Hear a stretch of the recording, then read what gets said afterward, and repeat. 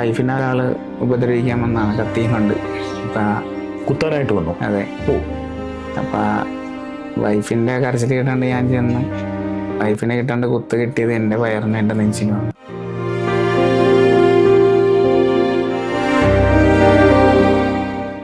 അതിൻ്റെ സർജറിയും കാര്യങ്ങളൊക്കെ ചെയ്ത് കഴിഞ്ഞപ്പോഴാണ് വേറെ ജോലികളൊന്നും ചെയ്യാൻ പറ്റാത്തൊരു സാഹചര്യമായിപ്പോയായിരുന്നു.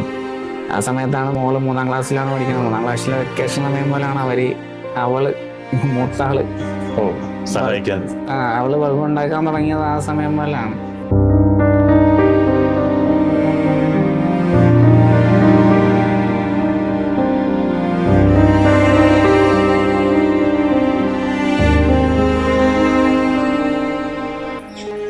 പൈസയൊന്നും നമുക്ക് കൊടുക്കാൻ പറ്റുന്ന ഒരു പൈസ അല്ലായിരുന്നു. എന്ന് വെച്ചാൽ അത്രയ്ക്ക് ബുദ്ധിമുട്ടായിരിക്കുന്ന സമയമാണ്. KC വേണു സാറ് ഇവിടെ വീട്ടിൽ നമ്മളെ കാണാനായിട്ട്, നമ്മളെ മക്കളെ കാണാനായിട്ട് ഇവിടെ വന്നു. പിന്നെ ലോണിൻ്റെ കാര്യം പോച്ചെടുത്ത് സംസാരിച്ചപ്പോഴാണ് പോച്ച നമ്മുടെ കാര്യങ്ങളൊക്കെ അറിയുന്നത്. അവിടെ ഇപ്പോഴത്തെ സാഹചര്യം എന്താണെന്ന് എന്നൊക്കെ അറിയുന്നത്. അന്നേരം 10 ലക്ഷം രൂപ അതിൻ്റെ പലിശ അടക്കം നല്ല പൈസ ഉണ്ടായിരുന്നു.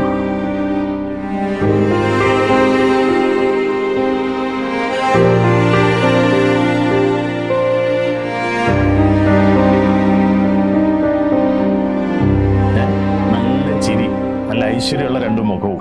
ക്ലാസ്സിൽ എങ്ങനെയാണ്? നല്ലപോലെ പഠിക്കുമോ? A ഗ്രേഡ് ഒക്കെ ആണോ എല്ലാത്തിനും? ആണോ? ഫസ്റ്റ് ആയിരുന്നോ? Very good.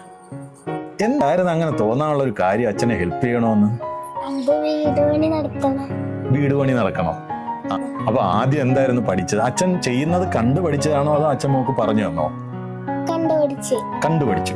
അല്ല, ഞാൻ ചോദിക്കട്ടെ, എന്താണ് രണ്ടുപേരുടെ ആഗ്രഹം? ഭാവിയിൽ ആരൊക്കെ ആയിട്ട് മാറണമെന്നാണ്? പൈലറ്റ്. ആർക്ക്? ശരണ്യക്ക്. നോക്കൂ, കളക്ടർ ആവണം. ഞങ്ങൾക്ക് 2 പേർക്കും 2 ചോക്ലേറ്റ് വേണേ. ചോക്ലേറ്റ് തരണേ. കിട്ടിയില്ലല്ലോ. അയ്യോ, അപ്പൊ പിന്നെ എന്ത് ചെയ്യും? താങ്കളൊരു മാജിക് ചെയ്തു നോക്കട്ടെ.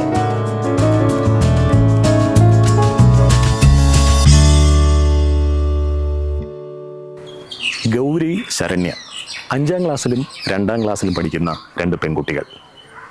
ഇവരുടെ അച്ഛൻ.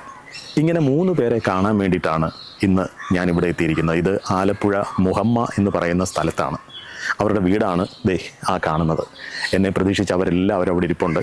അവരോട് കുറച്ച് സമയം ഒന്ന് ചെലവഴിക്കാമെന്ന് വിചാരിച്ചു. അതിനൊരു കാരണമുണ്ട്. ആ കാരണമൊക്കെ നിങ്ങൾക്ക് അവരുമായി ഞാൻ ചെലവഴിക്കുന്ന സമയത്ത് അവർ പറയുന്ന കാര്യങ്ങളിൽ നിന്ന് മനസ്സിലാവും. അപ്പോൾ നേരെ അങ്ങോട്ടേക്ക് ചെല്ലാം.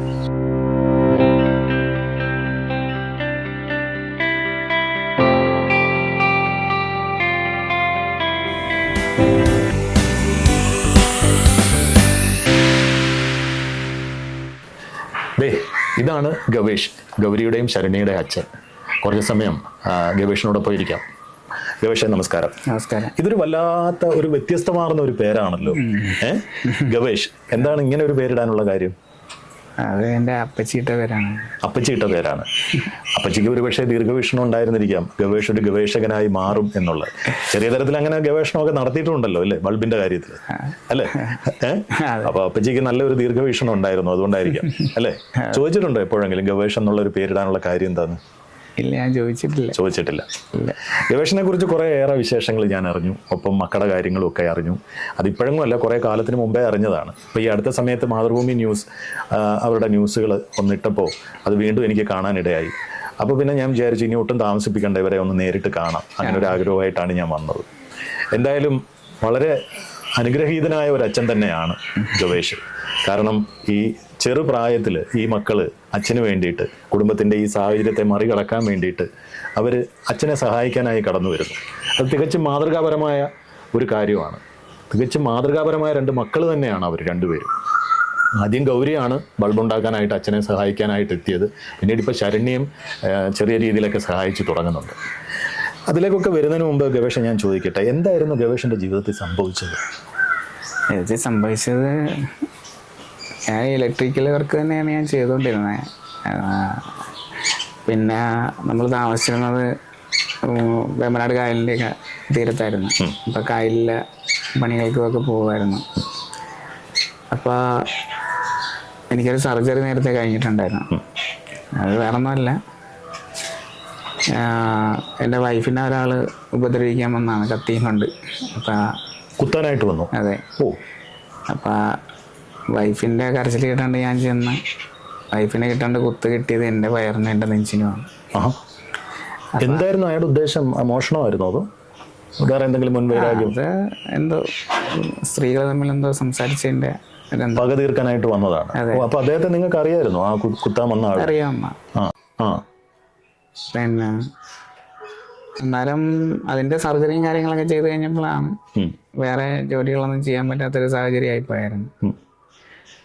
അന്നേരമാണ് ഇങ്ങനെയുള്ള ഒരു ബൾബ് വീട്ടിൽ ഇരുന്ന് ചെയ്യാൻ പറ്റുന്ന ഒരു ബിസിനസ്സിനെ കുറിച്ച് ഇങ്ങനെ ആലോചിച്ച്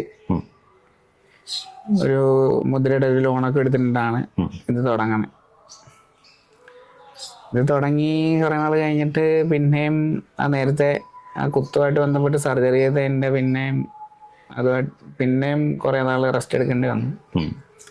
ആ സമയത്താണ് മോള് 3ാം ക്ലാസ്സിലാണ് പഠിക്കുന്നത്. 3ാം ക്ലാസ്സിലെ വെക്കേഷൻ സമയം പോലെയാണ് അവള് മൂത്താള് അവള് ബൾബ് ഉണ്ടാക്കാൻ തുടങ്ങിയത് ആ സമയം പോലെയാണ്. പിന്നെ അത് കഴിഞ്ഞിട്ട് പിന്നെയും ഗവേഷ് എന്തായിരുന്നു പഠിച്ചത്? ഇലക്ട്രിക്കൽ എഞ്ചിനീയറിംഗ് ആയിരുന്നു? ഞാൻ ഇലക്ട്രോണിക് മെക്കാനിക് ആയിരുന്നു, ITI. ഓ ശരി, ഇലക്ട്രോണിക് മെക്കാനിക്. അത് കഴിഞ്ഞിട്ട് ആണ് പിന്നെ ഈ ഒരു വർഷത്തോളം എൻ്റെ കൈക്ക് വയ്യാണ്ട് വന്നിട്ട്. എന്ത് പറ്റിയത്? അത് നേരത്തെ ഇലക്ട്രിക്കൽ വർക്കിനൊന്നും പോകാതിരിക്കുമായിരുന്നു. ഈ സർജറി കഴിഞ്ഞതിന് ശേഷം വീട്ടിലെ കാര്യങ്ങളൊക്കെ ബുദ്ധിമുട്ടായ സമയത്ത് പിന്നെയും അതിന് പോയി. ഒന്ന് ലാഡറെ കയറിയപ്പോൾ ലാഡറിൻ്റെ പുറത്തുനിന്ന് വീണിട്ട് കൈക്ക് ഇവിടെ ഫ്രാക്ചർ ഉണ്ടായിരുന്നു.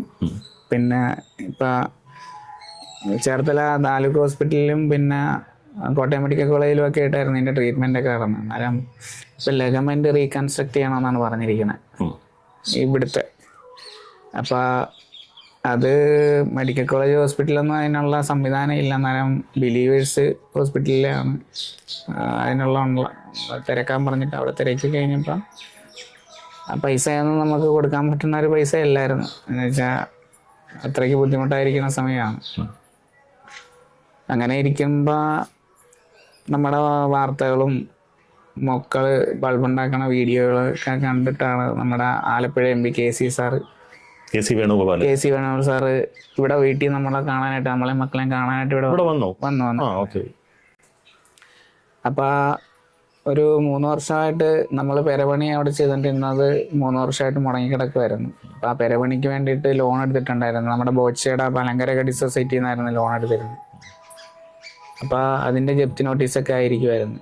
അതിന്റെ ന്യൂസും കാര്യങ്ങളൊക്കെ ഏഷ്യാനെറ്റ് ന്യൂസ് അങ്ങനെയുള്ള ചാനലുകളിലും മനോരമ പത്രത്തിലും എല്ലാം അറിഞ്ഞിട്ടാണ് സാറ് ഇവിടെ വരുന്നത്. ഇവിടെ വന്നു കഴിഞ്ഞിട്ട് പിന്നെ നമ്മുടെ മുടങ്ങിക്കിടക്കണ പെരപണി പൂർത്തീകരിച്ചു തരാമെന്ന് സാറ് പറഞ്ഞു.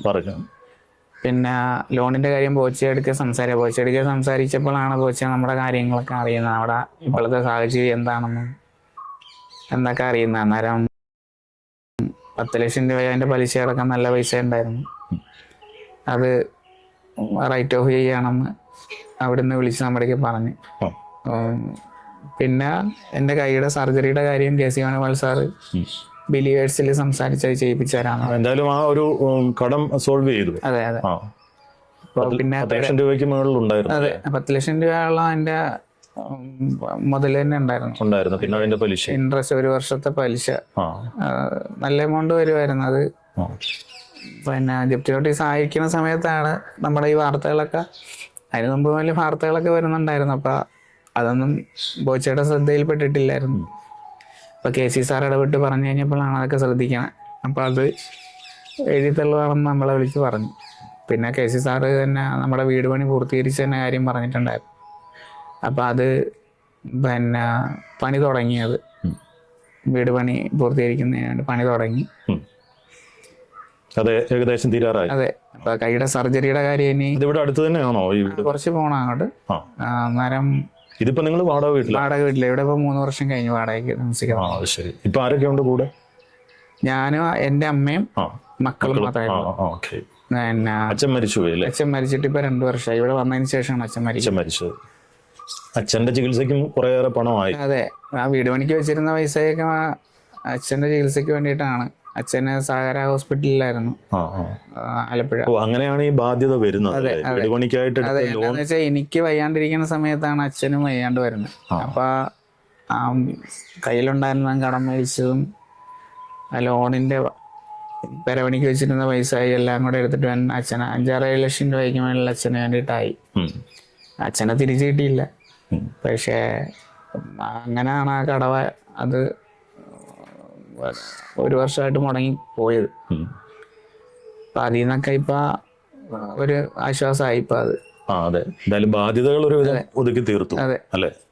ഇപ്പൊ പിന്നെ നിത്യചെലവൊക്കെ എങ്ങനെയാ നടന്നു? നിത്യചെലവ് ഇപ്പം മക്കള് ബൾബ് ഉണ്ടാക്കുന്ന വീഡിയോകളും കാര്യങ്ങളൊക്കെ ചാനലുകളിലൊക്കെ കണ്ടിട്ട് ആൾക്കാർ നമ്മളെ ബൾബിന് വേണ്ടിട്ട് വിളിക്കും. ഓർഡർ വരുന്നുണ്ട്. അതെ, അപ്പൊ നമ്മളിത് കൊറിയർ ചെയ്ത് കൊടുക്കുന്നുണ്ട്. അങ്ങനെയാണ് നമ്മുടെ വീട്ടിലെ നിത്യചെലവുകളും കാര്യങ്ങളൊക്കെ നടന്നു പോയിക്കൊണ്ടിരിക്കുന്നത്. മക്കൾ രണ്ടുപേരും അതിൽ പ്രധാനി ഗൗരി തന്നെയാണ് അല്ലെ? ഗൗരിയാണ് ആദ്യം. ഇളയാള് ഇപ്പൊ ഉണ്ടാക്കാൻ തുടങ്ങിയിട്ട് ഇപ്പൊ കുറച്ചേ ആയുള്ളു. ഇളയാളെ മൂത്താള് പഠിപ്പിച്ചതാ. നമ്മളത് പ്രത്യേകം ഒന്ന് ശ്രദ്ധിക്കേണ്ട കാര്യമാണ്. കാരണം നമ്മുടെ ചുറ്റുപാടും നമ്മുടെ സമൂഹത്തിൽ അറിയാമല്ലോ, ഇന്ന് ഒരുപാട് വളർന്നു വരുന്ന ഒരു വേദനാജനകമായ ഒരു അവസ്ഥ എന്താണെന്ന് വെച്ചാൽ, മക്കൾ വളർന്ന് ഒരു പരുവത്തിലൊക്കെ ആയാൽ, ഒരു പരിധിയൊക്കെ കഴിയുമ്പോൾ അവരവരുടെ കാര്യങ്ങൾ തിരക്കി പോകുന്നു എന്ന് ഒരുപാട് അച്ഛനമ്മമാർ പരാതി പറയുന്നുണ്ട്, വളരെ പരിഭവത്തോടു കൂടി തന്നെ. അതിനിടയിലാണ് 3ാം ക്ലാസ്സിൽ പഠിക്കുന്ന സമയത്ത് അച്ഛൻ്റെ അവസ്ഥയും വീടിൻ്റെ സാമ്പത്തിക അവസ്ഥയും ഒക്കെ മനസ്സിലാക്കിയ ഈ കുഞ്ഞ് ഗൗരി 3ാം ക്ലാസ്സിൽ പഠിക്കുന്നേ ഉള്ളൂ. ആ കുഞ്ഞ് അച്ഛനോട് പറയുന്നു, അച്ഛനെ ഞാൻ സഹായിക്കാം, എന്നെ ഈ ബൾബൊന്നും ഉണ്ടാക്കുന്നത് പഠിപ്പിച്ചു തരാമോ? അങ്ങനെ ഉണ്ടായി അച്ഛനെ ഞാനും കൂടെ സഹായിക്കാമെന്ന് പറയുന്നു. അങ്ങനെ ഇദ്ദേഹം മകൾക്ക് അത് പറഞ്ഞു കൊടുക്കുന്നു. അവസാനം മകള് അച്ഛന് വലിയൊരു സഹായിയായി മാറുന്നു. ഇപ്പതേ അതിനിളയ ആളും ആ രംഗത്തേക്ക് വന്നിരിക്കുകയാണ്, ശരണ്യ ഇപ്പോൾ എത്ര? 2ാം ക്ലാസ്സിൽ പഠിക്കുകയാണ്. ആ മോളും അച്ഛൻ്റെ ഈ സാഹചര്യത്തിൽ അച്ഛനെ സഹായിക്കാനായിട്ട് മുന്നിലേക്ക് വന്നിരിക്കുകയാണ്. തികച്ചും മാതൃകാപരമായിട്ടുള്ള ഒരു സമീപനവും ഒരു അവസ്ഥയുമാണ് ഈ വീട്ടിലുള്ളത്. സാമ്പത്തികമായ ചില പരാധീനതകളൊക്കെ കുടുംബത്തിന് ചുറ്റും ഉണ്ടെങ്കിൽ പോലും തികച്ചും മാതൃകാപരമായ, അല്ലെങ്കിൽ പല കുടുംബങ്ങളിലും കാണാത്ത ഒരവസ്ഥ ഇവിടെ നമുക്ക് കാണാൻ പറ്റും. ആ ഒരു പ്രത്യേകത തന്നെയായിരുന്നു സത്യത്തിൽ ഇവരുടെ ഈ വിശേഷം, അല്ലെങ്കിൽ ഇവരുടെ ഈ വാർത്ത അറിഞ്ഞ സമയത്ത് എന്നെ ഇങ്ങോട്ട് വരുത്താനുള്ള പ്രധാന കാരണവും. ഈ കുഞ്ഞുങ്ങളെ നേരിട്ടൊന്ന് കാണണം, അഭിനന്ദിക്കണം, അതായിരുന്നു എൻ്റെ ലക്ഷ്യം. എന്തായാലും ബാക്കി വിശേഷങ്ങളോട് അദ്ദേഹത്തോടൊപ്പം ചോദിക്കാം. അതിനുശേഷം ഞാൻ ഗൗരിയും ശരണ്യയും ഇവിടെ ഇരുത്തി അവരോടൊപ്പം കുറച്ച് സമയം ഇരിക്കാമെന്നാണ് വിചാരിക്കുന്നത്. ഇവിടെ ഇപ്പോൾ വൈകുന്നേരമായി. തൊട്ടടുത്ത അമ്പലത്തിൽ അവിടുത്തെ സിസ്റ്റം വർക്ക്, അതായത് സൗണ്ട് സിസ്റ്റം വർക്ക് ചെയ്ത് തുടങ്ങിയിട്ടുണ്ട്. അതാണ് ഞങ്ങൾ സംസാരിച്ചുകൊണ്ടിരിക്കുമ്പോൾ പിന്നിൽ ഒരു പാട്ട് കൂടെ കേൾക്കുന്നത്. അല്ല, ഇതിൻ്റെ ബാക്ക്ഗ്രൗണ്ടായിട്ട് പാട്ടിട്ടേക്കാണ് എന്നാരും തെറ്റിദ്ധരിക്കരുത്. ഓക്കെ, ഇപ്പം എന്തായാലും ഒരു ജോലിയും ചെയ്യാൻ പറ്റില്ല അല്ലേ? ഒരു ജോലി എന്ന് പറഞ്ഞാൽ കൈക്ക് ഉള്ള പ്രശ്നങ്ങൾ, ഈ കൈ കൊണ്ടൊന്നും ചെയ്യാൻ പറ്റാത്തൊരു സാഹചര്യമാണ്. അപ്പൊ ഇനി സർജറി ചെയ്യിപ്പിച്ചു തരാന്ന് പറഞ്ഞിട്ടുണ്ട്. അപ്പൊ പിള്ളേരുടെ പരീക്ഷ ആയിരിക്കുവാണ്. അപ്പൊ ആ പരീക്ഷ കഴിഞ്ഞിട്ട് വേണം ഇനി ഹോസ്പിറ്റലിൽ പോകാനായിട്ട്. എന്ന് വെച്ചാൽ അവിടെ പോയി എത്ര ദിവസം അവിടെ കിടക്കേണ്ടി വരുമെന്നറിയാം. അന്നേരം പിള്ളേരുടെ പഠിത്തത്തിനെ ബാധിക്കരുത്. അതുകൊണ്ടിട്ടാണ് അത് കഴിഞ്ഞിട്ട് പോകാന്നുള്ള എന്തെങ്കിലും ഇപ്പൊ നിൽക്കുന്നത്. പോകുമ്പോ എല്ലാരും കൂടെ പോകുള്ളൂ. അമ്മയും മക്കളും ഞാനും കൂടെ പോകത്തുള്ളൂ. എവിടെയാ സർജറിക്കോ? എവിടെ പോണെങ്കിലും ഞങ്ങൾ അങ്ങനെ പോകത്തുള്ളൂ. എങ്ങനെയാ യാത്രയൊക്കെ? ഇപ്പൊ ഒരു കൈ വെച്ചിട്ടാണെങ്കിൽ ഈ ആക്റ്റീവ ഓടിക്കാൻ പറ്റും. നേരത്തെ ബൈക്കായിരുന്നു. ഇപ്പൊ കൈയൊക്കെ വയ്യാണ്ട് വന്നു കഴിഞ്ഞപ്പം ബൈക്ക് കൊടുത്തു. കുട്ടികളെ ഇരുത്തിട്ട് പോകാൻ പറ്റുമോ? ഇപ്പൊ 1 വർഷം കഴിഞ്ഞില്ലേ, ഇപ്പൊ ഒരു കൈക്ക് ഓടിച്ച് ഇപ്പൊ അത്യാവശ്യം നല്ല ബാലൻസ് ആയി. വേറെ എങ്ങോട്ടും പോകാറൊന്നുമില്ല, വീട്ടിൽ തന്നെയാണ്? വീട്ടിൽ തന്നെയാണ്. അത്യാവശ്യം കാര്യങ്ങള് കുഞ്ഞുങ്ങളെ സ്കൂളിലാക്കാൻ അങ്ങനെയൊക്കെ പോകുന്നേ ഉള്ളു. സുഹൃത്തുക്കളൊക്കെ ഒരുപാട് പേരുണ്ടോ? സുഹൃത്തുക്കള് കൂടെ പഠിച്ചവര് ഒക്കെ ഉണ്ട്. എല്ലാരും വിളിക്കാൻ കോണ്ടാക്ടിങ് ഒക്കെ ഉണ്ട്. ഓക്കെ, എന്തായാലും ബാക്കി അവസ്ഥയെല്ലാം അതെല്ലാം മാറി വരും. അങ്ങനെ തന്നെ നമ്മൾക്ക് പ്രതീക്ഷിക്കാം. കാരണം നമ്മൾക്ക് ജീവിതത്തിൽ അത് കുറച്ചു മുമ്പ് നമ്മൾ സംസാരിച്ചപ്പോൾ തന്നെ ഗവേഷ് പറയുകയും ചെയ്തിരുന്നു, ഒരു ഇറക്കം ഉണ്ടെങ്കിൽ ഒരു കയറ്റം ഉണ്ടാവും. ഇപ്പൊ ആ കയറ്റത്തിന്റെ പാതയിലാണ്, അല്ലെങ്കിൽ ആ ഒരു അവസ്ഥയിലേക്ക് നമ്മൾ വരികയാണ് എന്ന് തന്നെ വിചാരിക്കുക. ഒരു കാര്യം എനിക്ക് നിസ്സംശയം പറയാൻ പറ്റും, ഈ കുഞ്ഞുങ്ങള് നാളത്തെ നമുക്ക് അഭിമാനിക്കാവുന്ന 2 താരങ്ങൾ തന്നെ ആയിരിക്കുമെന്നുള്ള കാര്യത്തിൽ യാതൊരു തർക്കവുമില്ല. കാരണം അത്രത്തോളം നല്ല മനസ്സുള്ള 2 കുഞ്ഞുങ്ങളാണ് അവർ രണ്ടുപേരും. അവരെ ഒരിക്കലും അവരുടെ നല്ല സാഹചര്യം അവർക്ക് നഷ്ടപ്പെട്ടു പോകില്ല. അത് തീർച്ചയായിട്ടും അവർ നല്ല മുൻപന്തിയിലേക്ക് തന്നെ വരും. നന്നായി പഠിച്ച് അവർ നല്ല 2 ഉദ്യോഗസ്ഥരായി തന്നെ മാറുമെന്നുള്ളത് തന്നെയാണ് എൻ്റെ വിശ്വാസവും. ഗവേഷേ, അപ്പോൾ ജീവിതത്തിൽ ഈ പറഞ്ഞ പ്രതിസന്ധികളെല്ലാം മാറി വരും എന്ന് തന്നെ പ്രത്യാശിക്കുന്നു, എന്ന് തന്നെ ആശംസിക്കുന്നു. കാരണം ഇതൊന്നും ജീവിതത്തിൽ ഏറ്റവും അവസാനത്തെ ഒരു ഫിനിഷിംഗ് പോയിന്റ് ഒന്നും അല്ലല്ലോ. കാരണം ഇതിൽ നിന്ന് നമ്മൾ കരകയറും.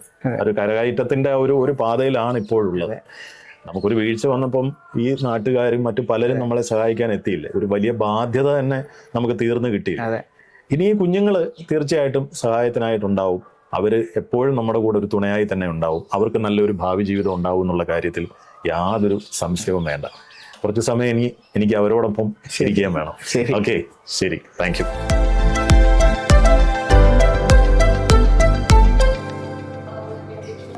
ഹലോ, അത് ഷേക്കാൻ്റെ കൊടുക്ക്. ഗൗരി, ശരണ്യ, ഇതാണ് ഞാൻ നേരത്തെ പറഞ്ഞ 2 പേരും. നല്ല ചിരി, നല്ല ഐശ്വര്യമുള്ള 2 മുഖവും. ഓക്കെ, ഗൗരി സ്കൂളിൽ നിന്ന് എപ്പോൾ എത്തി? അത് 4 മണിക്ക് വരും. 4 മണിക്ക് വന്നു. ഞാൻ നിങ്ങൾ 2 പേരും വരാൻ വേണ്ടി കാത്തിരിക്കുകയായിരുന്നു. ഞാൻ അച്ഛനെ വിളിച്ച് കുറേ നേരമായിട്ട് സംസാരിച്ചുകൊണ്ടിരിക്കുകയായിരുന്നു. അച്ഛൻ ഇതിൻ്റെ ഇടയ്ക്ക് എന്നെ വിളിച്ചിട്ട് പറഞ്ഞു, നിങ്ങൾക്ക് 2 പേർക്കും ട്യൂഷൻ ഉണ്ട്, അതുകൊണ്ട് നാളെ വരാൻ പറ്റുമെന്ന് ചോദിച്ചു. ഞാൻ ഓൾറെഡി വീട്ടിൽ നിന്ന് ഇറങ്ങുകയും ചെയ്തു. അപ്പൊ ഇന്ന് ട്യൂഷന് പോകാൻ പറ്റില്ല അല്ലേ? വിഷമമുണ്ടോ? 2 പേരും മിടുക്കി കുട്ടികളല്ലേ? അപ്പൊ ഒരു ദിവസം ട്യൂഷന് പോയില്ല എന്ന് വിചാരിച്ച പ്രശ്നമൊന്നും ഇല്ലല്ലോ? ക്ലാസ്സിൽ എങ്ങനെയാണ്? നല്ലപോലെ പഠിക്കുമോ? എ ഗ്രേഡ് ഒക്കെ ആണോ എല്ലാത്തിനും? ആണോ? ഫസ്റ്റ് ആയിരുന്നോ? Very good. ഓക്കെ, പിന്നെ ഏറ്റവും ഇഷ്ടപ്പെട്ട സബ്ജക്ട് ഏതാ? മലയാളം. ഓക്കെ, മലയാളവും മാത്സും. നോക്കോ ഗൗരിക്കോ? മലയാളം. 2 പേർക്കും മലയാളം. എന്തെങ്കിലും എഴുതുകയൊക്കെ ചെയ്യോ? കഥയോ കവിതയോ? ഒന്നുമില്ല. അങ്ങനെ 4 മണിയായപ്പോ സ്കൂളിൽ നിന്ന് വന്നു. എങ്ങനെയാ സ്കൂളിൽ പോകുന്നത്? ഇവിടെ അടുത്ത് തന്നെയാണോ സ്കൂള്? എന്റെ അടുത്തല്ല, പിന്നെ ബസ്സിൽ പോകും. മോൾ അത്രയും ചേർത്ത് വെക്കണ്ട, ഇങ്ങനെ വെച്ചിരുന്നാൽ മതി കേട്ടോ. അപ്പൊ 2 പേർക്ക് സംസാരിക്കണം. ബസ്സിൽ പോകും. ബസ്സിൽ പോകും. സ്കൂൾ അടുത്ത് തന്നെയാണോ? ഒരു 5 കിലോമീറ്റർ ഒക്കെ ഉണ്ട്. 5 കിലോമീറ്റർ ബസ്സിൽ പോയി ഇവിടുന്ന്. ഇവിടെ അടുത്ത് തന്നെയാണോ ബസ് സ്റ്റോപ്പ്? മോളോ? അച്ഛൻ്റെ വണ്ടി ആക്കും. 2 പേരും ചേർന്നിട്ടാണ് അച്ഛനെ ഇപ്പൊ സഹായിക്കുന്നത്, ബൾബൊക്കെ ഉണ്ടാക്കി കൊടുത്തിട്ട്. ആദ്യം ഗൗരി ആയിരുന്നല്ലോ ബൾബ് ഉണ്ടാക്കാൻ തുടങ്ങിയത്. എന്തായിരുന്നു അങ്ങനെ തോന്നാനുള്ള ഒരു കാര്യം, അച്ഛനെ ഹെൽപ്പ് ചെയ്യണമെന്ന്? അത് വീട് പണി നടത്തണം. വീട് പണി നടക്കണം. അപ്പൊ അച്ഛൻ്റെ കയ്യിൽ കുറച്ച് പൈസയൊക്കെ ബുദ്ധിമുട്ടായിട്ട് വന്നു അല്ലേ? പൈസ കുറവാണെന്ന് അച്ഛൻ പറഞ്ഞോ? അപ്പൊ മോക്ക് എന്ത് തോന്നി? ബൾബ് ഉണ്ടാക്കി അച്ഛനെ സഹായിക്കണമെന്ന് തോന്നി. അപ്പൊ ആദ്യം എന്തായിരുന്നു പഠിച്ചത്? അച്ഛൻ ചെയ്യുന്നത് കണ്ടു പഠിച്ചതാണോ അതോ അച്ഛൻ മോക്ക് പറഞ്ഞു തന്നോ? കണ്ടുപഠിച്ചു. അച്ഛൻ വേറെ ഒന്നും പറഞ്ഞു തന്നൊന്നുമില്ലേ?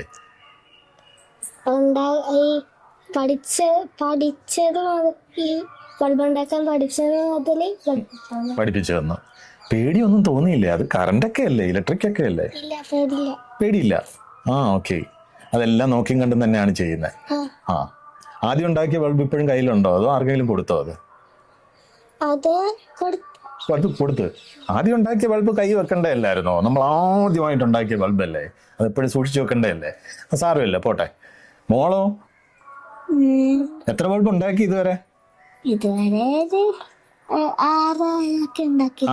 ഉണ്ടാക്കി. ഗൗരി ചേച്ചിയാണോ അതൊക്കെ പറഞ്ഞു തന്നെ ശരണ്യക്ക്? ആണോ? എന്നിട്ട് എങ്ങനെ ഉണ്ടായിരുന്നു ബൾബ് ഉണ്ടാക്കിയിട്ട്? കൊള്ളായിരുന്നു. അപ്പൊ ഇനി കൂടുതൽ ബൾബ് ഉണ്ടാക്കണമെന്നാണോ അതോ? അല്ല, ഞാൻ ചോദിക്കട്ടെ, എന്താണ് 2 പേരുടെ ആഗ്രഹം? ഭാവിയിൽ ആരൊക്കെ ആയിട്ട് മാറണമെന്നാണ്? പൈലറ്റ്. ആർക്ക്? ശരണ്യക്ക്. നോക്കോ, കളക്ടർ ആവണം. രണ്ടും വളരെ നല്ല ആഗ്രഹങ്ങളാണല്ലോ. എന്താ ഈ പൈലറ്റ് ആവണമെന്ന് ആഗ്രഹിച്ചേ?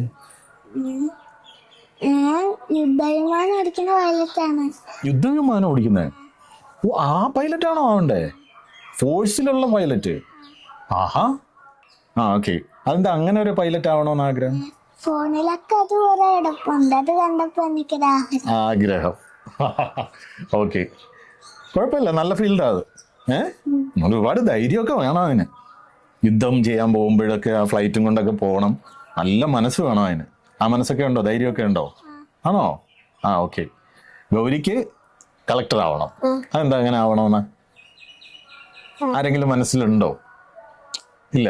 എന്താണ് അതിനെന്തെങ്കിലും കാരണം ഉണ്ടാവുമല്ലോ? അത് എല്ലാവരെയും ഹെൽപ്പ് ചെയ്യണമെന്നുള്ള ഒരു ആഗ്രഹം കൊണ്ടാണോ? ആണോ? ഓക്കെ. കളക്ടർ ആവണമെന്ന് ഒരുപാട് പഠിക്കണം അതിന്.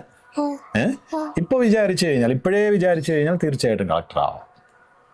അതങ്ങനെ വലിയൊരു പ്രയാസമുള്ള കാര്യമൊന്നുമില്ല. നമ്മൾ നന്നായിട്ട് പഠിച്ചാൽ മതി, നല്ല മാർക്ക് വാങ്ങി വളരെ നന്നായിട്ട് പഠിച്ചു കഴിഞ്ഞാൽ ഈസി ആയിട്ട് നമുക്കത് നേടിയെടുക്കാൻ പറ്റും. നമുക്ക് നേടാൻ പറ്റാത്തതായിട്ട് ഈ ലോകത്ത് അങ്ങനെ അധികമൊന്നുമില്ല, ചില കാര്യങ്ങൾ ഒഴിച്ച്. എല്ലാം ഒന്നും മനുഷ്യന് നേടാനൊന്നും പറ്റില്ല, പക്ഷെ നേടാൻ പറ്റുന്ന ഒരുപാട് കാര്യമുണ്ട്. മക്കൾക്ക് രണ്ടുപേർക്കും ഈ രണ്ടാഗ്രഹവും സാധിച്ചെടുക്കാൻ പറ്റും. നന്നായിട്ട് പഠിക്കണം കേട്ടോ. എന്നിട്ട് അച്ഛനെ സഹായിക്കണം. ഇപ്പോൾ ഉള്ളതിനേക്കാൾ നല്ല സാഹചര്യങ്ങൾ ഉണ്ടാവണം കേട്ടോ. ഓക്കെ. പിന്നെ ഇഷ്ടപ്പെട്ട ആഹാരമൊക്കെ എന്താണ്? ചോറും. പിന്നെ എന്ത് കറിയാ ഇഷ്ടം? മീൻ. ആ, എന്ത് മീനാ? ഓക്കെ. ഗൗരിക്കോ? എനിക്ക് ചോറും. ഇവിടെ ഉറക്കം പറ. കളക്ടർ ആവേണ്ട ആളാണ്. കളക്ടറൊക്കെ എന്ന് പറഞ്ഞു കഴിഞ്ഞാൽ ആൾക്കാരോട് അങ്ങനെ ചെയ്യും ഇങ്ങനെ ചെയ്യുന്നൊക്കെ പറയണ്ടേ? അപ്പൊ ഇച്ചിരൂടെ ഒക്കെ ഉറക്കം പറഞ്ഞു. ചോറും പിന്നെ അങ്ങോട്ട് മീൻ കറി. ഓക്കെ. പിന്നെ അച്ഛനുമായിട്ടൊക്കെ സിനിമയ്ക്കൊക്കെ പോകാറുണ്ടോ? ഇല്ല. സിനിമ കാണാനൊന്നും ഇഷ്ടമല്ല. ഇവിടെ തന്നെ TV ഒക്കെ ആണോ? പോയിട്ടില്ല അല്ലേ? കുഴപ്പമില്ല, അച്ഛൻ കുറച്ച് കഴിയുമ്പോൾ കൊണ്ടുപോകും കേട്ടോ. പിന്നെ വേറെ എവിടെയൊക്കെ പോയി? ദൂരെയൊക്കെ ബീച്ചിലൊക്കെ പോയി. അച്ഛനുമായിട്ടാണോ പോയെ? ഓക്കെ. കൂട്ടുകാരൊക്കെ ഒരുപാട് പേരുണ്ടോ? ഉണ്ടോ? ഓക്കെ. അപ്പൊ ഇതുവരെ ഗൗരി എത്ര ബൾബ് ഉണ്ടാക്കി എന്നുള്ള വല്ല കണക്കുണ്ടോ? 1000-നോടടുത്ത് ബൾബുകൾ ഉണ്ടാക്കിയിട്ടുണ്ട്. ഓക്കെ. കൂട്ടുകാരൊക്കെ വാങ്ങിക്കുന്നുണ്ടോ ബൾബ്? വാങ്ങിക്കുന്നുണ്ട്. ഓക്കെ. എങ്ങനെ അപ്പൊ ഏത് സമയത്താണ് ഈ ബൾബ് ഉണ്ടാക്കുന്നത്? അത് പഠിത്തം ഇപ്പൊ സ്കൂളിൽ പോയിട്ട് വന്നിട്ട് ട്യൂഷന് പോകും. എന്നിട്ട് രാത്രി ഇരുന്ന് പഠിച്ചിട്ടുണ്ടാക്കും. എത്ര മണിക്ക്? ഒരു 9-9:30. 9 മണി വരെ പഠിക്കും. അത് കഴിഞ്ഞിട്ട് കഴിഞ്ഞിട്ടാണ് ബൾബ് ഉണ്ടാക്കുന്നത്. അപ്പൊ എത്ര സമയം വേണ്ടി വരും ഒരു ബൾബ് ഉണ്ടാക്കാനായിട്ട്? ഒരു 5 മിനിറ്റ്. 5 മിനിറ്റ് മതി. ഓക്കെ. എല്ലാ ദിവസവും അങ്ങനെ ഉണ്ടാക്കുവോ? എല്ലാ ദിവസവും ഉണ്ടാക്കും. ഓക്കെ. അപ്പൊ എനിക്ക് അതൊക്കെ ഒന്ന് കാണണം. ഞാൻ അകത്തോട്ടൊന്ന് വരാൻ പോവാ. ബൾബൊക്കെ ഒന്ന് കാണിക്കണം. പിന്നെ ഞായറാഴ്ച, ശനി, ഞായറും ഒക്കെ കളിക്കാനൊക്കെ പോവോ? ഇല്ല. അതെന്താ? ആ സമയത്തും സത്യം പറഞ്ഞുണ്ടല്ലോ, സത്യമായിട്ട് ഞാൻ പറയാണ്, എനിക്ക് സത്യത്തിൽ ആ കുഞ്ഞുങ്ങൾ ഇത് പറയുന്ന കേൾക്കുമ്പോൾ വല്ലാത്തൊരു മനസ്സിനകത്ത് എന്താണെന്ന് എനിക്കറിയില്ല. ഒന്ന് ആ കുഞ്ഞ് പറയുന്നത് കേട്ടില്ല നിങ്ങൾ? കളിക്കാൻ പോലും പോവാതെ ആ ബൾബ് ഉണ്ടാക്കും എന്ന് പറയുകയാണ്. അപ്പോൾ നിങ്ങൾക്ക് കളിക്കാൻ ആഗ്രഹം ഇല്ലാഞ്ഞിട്ടല്ല, അതിനുള്ള സാഹചര്യം ഇല്ലാഞ്ഞിട്ടല്ല. ഞാനിവിടെ ഇരിക്കുമ്പോൾ ഇവിടെ വിശാലമായ ഒരു സ്ഥലം, ഗ്രൗണ്ട് എന്ന് പറയാൻ പറ്റില്ല, സ്ഥലമൊക്കെ ഉണ്ട്. ഓടിക്കളിക്കാൻ ഇഷ്ടംപോലെ സ്ഥലങ്ങളും കൂട്ടുകാരും ഒക്കെ ഉണ്ട്. ഞാൻ ചില പിള്ളേരെയൊക്കെ ഇവിടെ വെച്ച് കാണുകയും ചെയ്തു. പക്ഷേ അതിനൊന്നും പോവാതെ അവർ ഇവിടെ ഇരുന്ന് ആ സമയത്ത് അവർക്ക് വീണ് കിട്ടുന്ന ഒരു മിനിറ്റിൽ അവരൊരു ബൾബ് ഉണ്ടാക്കാൻ തന്നെയാണ് ശ്രമിക്കുന്നത്. എന്തുകൊണ്ടാണത്? അച്ഛനെ സഹായിക്കാൻ വേണ്ടിയിട്ടാണ്. ഇപ്പോൾ ഗൗരി തന്നെ പറഞ്ഞത് കേട്ടില്ലേ, വീട് വയ്ക്കാനായിട്ട് എവിടെയോ ഒരു തടസ്സം വന്നപ്പോൾ, സാമ്പത്തികമായ ഒരു പ്രതിസന്ധി വന്നപ്പോഴാണ് ഗൗരിക്ക് അങ്ങനെ ഒരു തോട്ട് തന്നെ ഉണ്ടായത്. അച്ഛനെ സഹായിക്കാം, ബൾബ് ഉണ്ടാക്കണം. മനസ്സിലായി? നമ്മളിപ്പോൾ ചെറിയ ചെറിയ സഹായങ്ങളൊക്കെ ചില വീടുകളിൽ ചില കുഞ്ഞുങ്ങളൊക്കെ ചെയ്തു കൊടുക്കും. പക്ഷേ ഇത് അങ്ങനത്തെ ചെറിയൊരു സഹായമല്ല. ബൾബ് ഉണ്ടാക്കാൻ 3-ാം ക്ലാസ്സിൽ പഠിക്കുമ്പോഴാണ് പറയുന്നത്. ഇപ്പം അതേ കണ്ടില്ലേ, ആ കുഞ്ഞുങ്ങൾക്ക് കളിക്കാൻ തന്നെ ആഗ്രഹമുണ്ട്, പക്ഷെ അവർ പോകുന്നില്ല. കാരണം എന്താ? ഞങ്ങൾക്ക് ഈ സാഹചര്യത്തിൽ നിന്നൊന്ന് മാറി വരണം. ഞങ്ങൾക്ക് അച്ഛനെ സഹായിക്കണം. ആ നല്ല മനസ്സ് ഈ കുഞ്ഞുങ്ങൾക്ക്, അത് നല്ല മനസ്സെന്ന് പറഞ്ഞാൽ മാത്രം പോരാ, ഒരു വലിയ മനസ്സാണത്. തികച്ചും മാതൃകാപരമായി നമ്മൾ മാനിക്കേണ്ടുന്ന, പരിഗണിക്കേണ്ടുന്ന ഒരു മനസ്സ് തന്നെയാണ്. മക്കളെ, സത്യം പറഞ്ഞാണല്ലോ, എനിക്ക് നിങ്ങളുടെ മുമ്പിൽ ഇരിക്കുമ്പോൾ ഞാനൊന്നുമല്ല, നിങ്ങളാണ് ഏറ്റവും വലിയ 2 കുട്ടികളെന്ന് എനിക്ക് തോന്നിപ്പോവുകയാണ് കേട്ടോ. ഇതുപോലെ എപ്പോഴും അച്ഛനെ സഹായിക്കണം. നമുക്ക് എന്തൊക്കെ സഹായം സമൂഹത്തിന് ചെയ്യാൻ പറ്റുമോ, ഇപ്പോൾ പൈലറ്റായി കഴിഞ്ഞാലും കളക്ടറായി കഴിഞ്ഞാലും നമുക്ക് മറ്റുള്ളവരോടൊക്കെ ഒരു സ്നേഹവും അവരെയൊക്കെ നമ്മൾ ഇങ്ങനെ കരുതുകയും വേണം കേട്ടോ. എങ്കിലാണ് നമുക്ക് നല്ല കുട്ടികൾ ആയിട്ട് വളരാൻ പറ്റുക, നമുക്ക് നല്ലൊരു ഭാവി ജീവിതം ഉണ്ടാവുന്നത്. ഓക്കെ. അച്ഛൻ കഥയൊക്കെ പറഞ്ഞു തരുമോ? ആണോ? അച്ഛന് തമാശയാണോ ഏറ്റവും കൂടുതൽ ഇഷ്ടം? ആണോ? ഇതിൽ ആരാ ഏറ്റവും കൂടുതൽ തമാശ കാണിക്കുന്ന ആള്? ശരണ്യാണോ? എന്ത് തമാശയാണ് കാണിക്കുന്നത്? എന്ത് അച്ഛൻ ചുമ്മാ അങ്ങനെ ഇരിക്കുമ്പോൾ പുറകെ കൂടെ ചെന്നിട്ട് ഇക്കളാക്കുവോ? ആണോ? പിന്നെ ചിരിപ്പിക്കുക. എന്ത് പറഞ്ഞിട്ടാ ചിരിപ്പിക്കുന്നത്? അവിടെ ഒരു ദിവസം ഒരു ഇലയിലല്ലേ പൂട്ടൂനെ എടുത്തിന്റെ ഗിഫ്റ്റ് എന്നും പറഞ്ഞ് എന്റെ അച്ഛൻ്റെ കൊണ്ട് കൊടുത്തോ? അഹങ്കാരി. എന്നിട്ട് പേടിച്ചോ? ചേച്ചിക്കാണോ തന്നെ? ഗൗരിക്കാണോ? ഗൗരി പേടിച്ചോ? എന്നിട്ട് ചേച്ചിക്ക് ഭയങ്കര ഏത് പുഴുവിനെയോ? ആണോ? ആഹാ. ആ അപ്പൊ ഗൗരി എന്ത് പറഞ്ഞു? എന്നിട്ട് വഴക്ക് പറഞ്ഞോ? ഇല്ല. അനിയത്തിയുടെ ഒരു കുസൃതി അല്ലേ? ഓക്കെ. ചോക്ലേറ്റ് ഒക്കെ ഇഷ്ടമാണോ രണ്ടുപേർക്കും? എന്ത് ചോക്ലേറ്റാ ഇഷ്ടം? Dairy milk. ഓക്കെ. വേറെ ചോക്ലേറ്റ് ഒന്നും ഇഷ്ടമല്ല? പിന്നെ ബാർ ചോക്ലേറ്റ്. ബാർ ചോക്ലേറ്റ് ഒക്കെ ഇഷ്ടമാണ്. മിൽക്കി ബാർ ഒക്കെ ആണോ? ഓ അത് ശരി. അതിനിപ്പോ എന്താ ചെയ്യുക?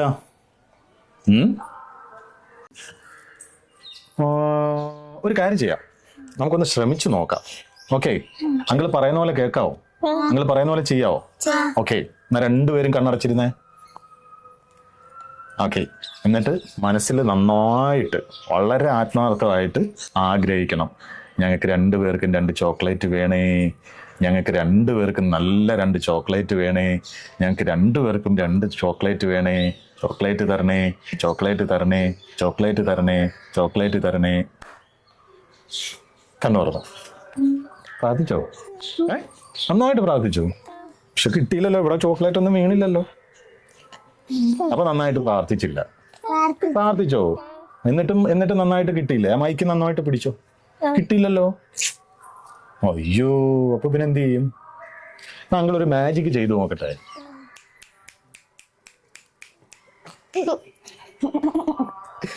ഓക്കെ, ദേ ഇവിടെ എന്താ ഒരു തുണി കിടക്കുന്നുണ്ടല്ലോ.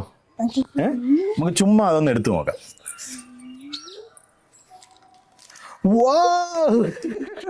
ചോക്ലേറ്റ് എടുത്തോ?